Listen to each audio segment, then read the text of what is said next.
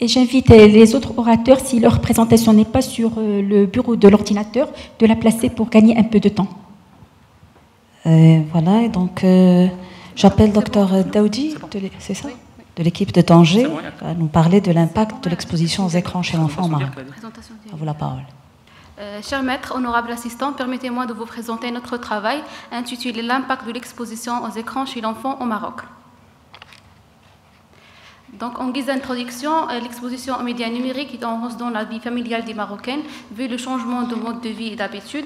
Une surexposition aux écrans chez l'enfant va avoir des conséquences néfastes sur leur santé cognitive, somatique, psychologique ainsi que sociale.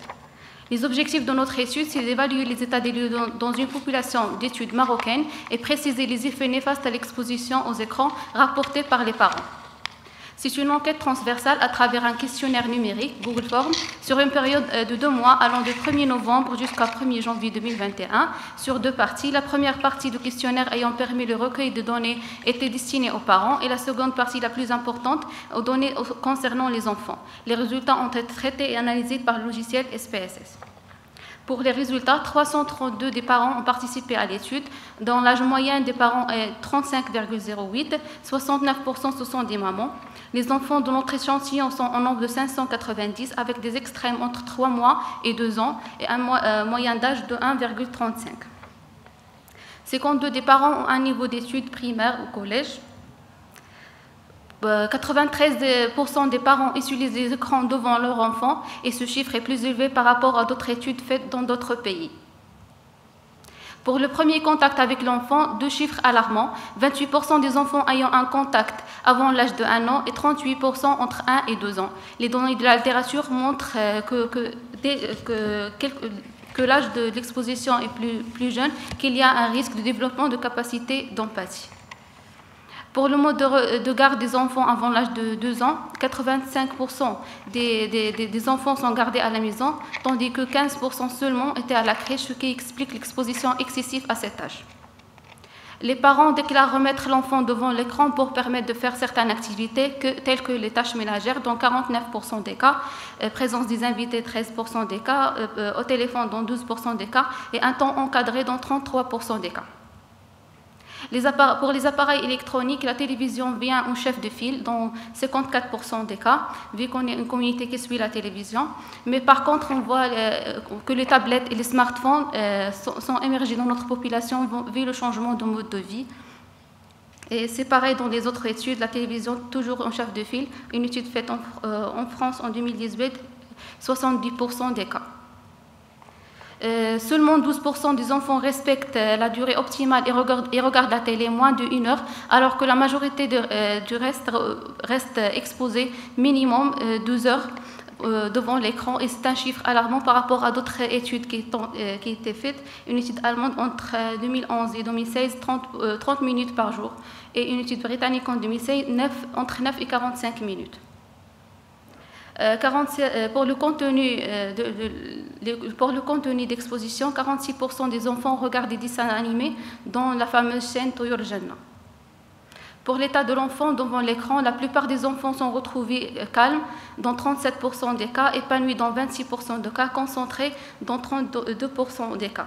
Mais le problème, c'est que les enfants nécessitent une intervention d'un adulte pour arrêter cette exposition dans 40% des cas et déclarent des crises de pleurs et de violence lors de l'arrêt dans 20% des cas. En parallèle, les parents ont noté des effets positifs à l'exposition aux écrans et c'est généralement le fait de calmer l'enfant qu'autre chose. Pour les effets secondaires sont multiples, allant des effets physiques tels que l'obésité, aux effets psychiques, notamment la réduction de l'interaction sociale, et principalement on note une grande majorité présente soit des troubles visuels, des troubles de concentration et de troubles de comportement. Les effets secondaires, selon les données de la littérature, pas très différents de ce qu'on a dit. Généralement, ce sont des troubles de la vision, troubles de sommeil, retard d'acquisition de langage, troubles de concentration, agressivité et danger de constriction d'empathie. Et parce qu'on est en ère de Covid, on s'est intéressé, est-ce que la période de confinement augmente l'utilisation d'écran? Et la réponse était oui, dans 68% des cas, avec des heures rajoutées qui peuvent aller jusqu'à 3 heures dans les 1/3 des cas. Donc, en guise de conclusion, notre étude a permis de tirer l'alarme sur l'exposition excessive aux écrans. Et vous avez vu les pourcentages vraiment alarmants par rapport aux autres pays de voisines. Quel que soit l'âge, le terme d'environnement télévisuel, le temps d'exposition ou de contenu visualisé. Donc, il faut éduquer les parents sur les bonnes pratiques, informer sur les effets secondaires de la surexposition aux écrans. En suivant les recommandations de l'Académie américaine en 2016 et le groupe de pédiatrie générale, il faut éviter l'exposition aux écrans avant l'âge de 3 ans. Entre 3 et 6 ans, limiter le temps d'écran à 1 heure par jour, favoriser l'usage collectif par rapport à l'usage individuel de l'écran. Entre 6 et 9 ans, établir un contrat de temps avec l'enfant pour le responsabiliser, pas d'écran avant de se coucher et pas d'écran au moment de repas. Dans notre contexte marocain, on propose de passer des slogans publicitaires à la télé, des capsules vidéo sur les réseaux sociaux pour mieux sensibiliser les parents qui consomment ces types de technologies.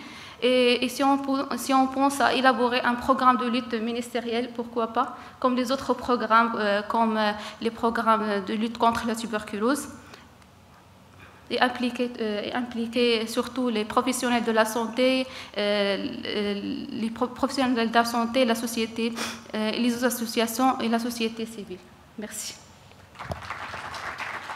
Merci, Dr Daoudi. Est-ce qu'il y a des questions dans la salle? Oui, madame. Enfin, une petite remarque. Vous avez fait 2 questionnaires.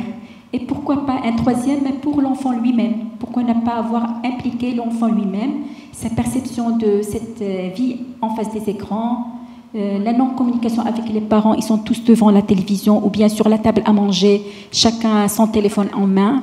Donc l'enfant, c'est une partie active de l'enquête et ce serait bien la prochaine fois, si possible, faire 3 questionnaires.